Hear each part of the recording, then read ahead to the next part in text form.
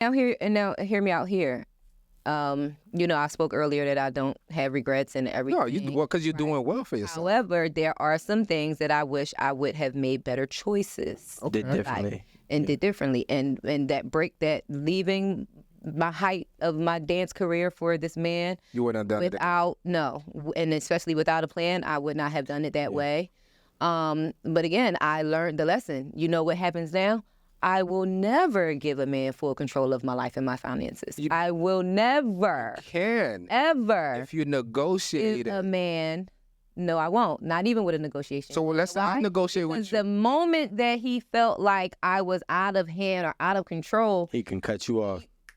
No. Whenever he was mad at me, he would call Amex and put my shit on zero. Oh, but what I'm saying about negotiating. Gotta pay to play. Over my head. Let's say you were the guy, right? And then he says, "Oh, I want you to stop doing. I don't want you to ever do another podcast in your life. I don't want you to do anything." And you say, "Okay, baby. If we break up, you got to put $1 million in escrow.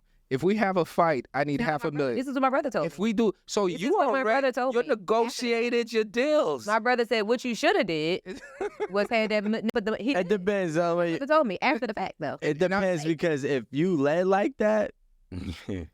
No, you have to because only if you take her from something she's already doing. I mean, yeah, if she's already doing her thing. I mean, to be honest with you, this was a long time ago when you quit, right? 2011. Okay, so and it was actually, I was a young boy then, and I was watching it. It was starting to grow. But by starting to grow, I mean like compared to the height of that profession right now. Right. So the difference then it was hotter back then. It was hotter then, and I'm gonna tell you why. Yeah. Yeah. Oh yeah. The difference then, I'm gonna tell you. The difference then and now is. I think it's hotter now because it's commercialized. Magazines back then. No, exactly. Covers. This doesn't dance like she does today. She's nice with it. Yeah, I was an entertainer. I was. Never, I mean, but here's the thing. Back then, I started at Magic City in 2005. I was there from 2005 to 2011, 6 years, right? This is Jeezy coming to the club spending $40,000 in one night, regularly, not just in one night. When the regularly Big Meech and BMF, I came like right before they all got locked up. But the culture had already, the seed had already been planted. So now that the dope boys is in jail, here come the rappers and the ball players keeping it up. This is the Lil Wayne and Fat Joe Make It Rain days. You get what I'm saying? Yeah, the money was different then. There were ball players and rappers coming in the club spending 20, 30, 40,000 like it was nothing. QCP. $200,000 on a night, bro. That's how much would be in the club. QCP was. I don't think they do that. Yeah, I think they do way more than that now. No, they don't. And he would come to the club and spend that type of money. So you're trying to tell me that the street nigga, the strip dance, the stripper / dancer nightlife portion, right, has diminished in its gains or revenue? Yes, and I'm gonna tell you why. In the last 10 years, 15 years? I would say in the last... He's saying Elizabeth. 5 to 7 years, and I'm gonna tell you why. Social media. Men aren't coming to the strip club when they can go down their timeline and see ass. What are they gonna come to the strip club and buy it for? I guess that's true because that's how I feel. See it on the fucking phone. Thought about that. That's how I felt. And these girls these days, I'm an OG in this game. These girls these days don't give fantasy. I bartend in the strip club currently, and these girls be on the stage shooting guns and rapping and shit, and I'm like, girl, be sexy.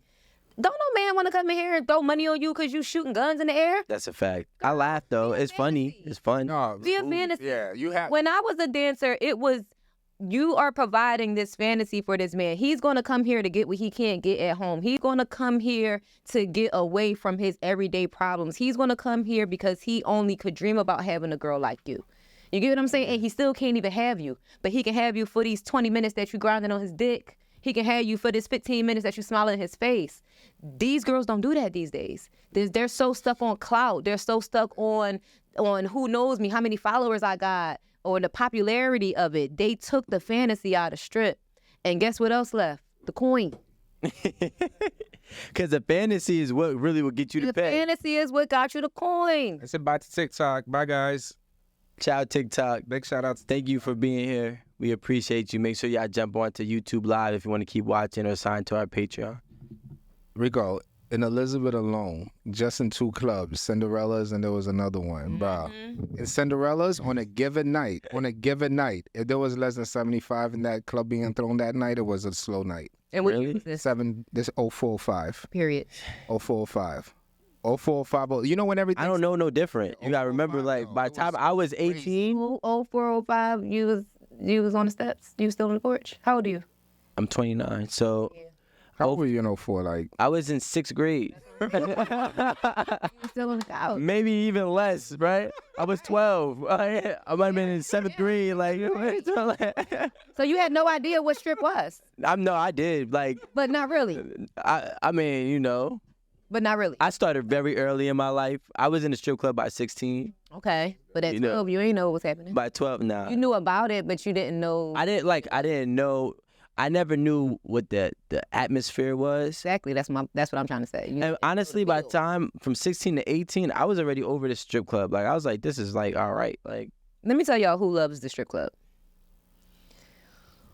Older, Caucasian, professional men will forever be committed to strip. For young black males, for young minority, because I'm not just going to say black, because the Spanish and the Asians and, you know, the younger crowd they're here for the novelty. They're here for this song is hot and they throw the money on this song. My homeboy, a rapper, we try and get his song played. They're here for this is the thing. This is it's the popular thing to do. But the older, and when I say older, I mean 35 and up, right? The 35 and up professional man, mostly Caucasian, those are the ones who are going to stay in the strip club and really be committed. The ones that's going in the champagne room, the ones that's trying to be sugar daddies. Those are who's keeping strip alive. This hood club, black club, ghetto club, whatever you want to call it, era is slowly but surely dying. it's done. It's not It's the a same. different I game. don't even I go. bartend in the strip club. Shout out to Club Rain Atlanta, 16th. I bartend there on Wednesdays and Saturdays. For my birthday, I did a birthday set. I got on stage and danced. I didn't take my clothes off, but I got on stage and danced. When I did birthday sets at Magic City, the least amount of money I made was $5,000. The most amount of money I made was $17,000. I made $3,000 at my birthday set as me today. But that's the market. That's the way it is. There's no money in the clubs like that. My point. My No guy. money in the That's the point. clubs. She said, My guy, I oh, work in the hood. Yeah. I work in the hood club. Yeah. And they wasn't checking for me. I tell people Yeah, they this. care. It And I didn't shoot no guns in here. maybe it's because you didn't. Rico, I'm not even trying to be funny. It's like back like it was very there was strips of cars that could go for 16 blocks and they were all luxury cars. Lamborghinis, Ferraris, Rolls Royces, But now it's like big it's just a Cadillac different time. Escalade that cost $120. The autobiography Range Rover. I never even knew. Al, you ain't about to go down. Yeah. I mean, it's just crazy because, you know, as obviously, like, when you grow up, once you become an adult, whatever's the reality for that time frame is your reality of it, Oh, absolutely. right? Like I found myself becoming a little bit older when I started to had to tell my little young boys, like, about Lil Wayne and like his whole time frame, and they're like, well, Lil Wayne was really like a popular rapper, and it's like, wait, what? Lil Wayne gave me my name, Lil Wayne gave you your name? G.G. McGuire. See, there we go. See? Wow, really? That's crazy. There's also a song where he talks about how good I suck his dick, but I don't think I ever said that on camera. Or you just Sorry, Wayne. We still got that consent form, right? People, yeah, look, I stand about my shit. So there was this time where me and Wayne had a little friendship with benefits friendship. He was my buddy, and you know I went to Wayne's World a lot, and he when I got into my relationship with my ex, I just kind of faded away from talking to him, being with him, because now I'm in this relationship. And I hadn't seen him for 2 years because I've been in this relationship. And we're at Summer Jam. And I told this story on lip service, but I never told that it was Lil Wayne. So now everybody that heard the story on lip service, it's Lil Wayne.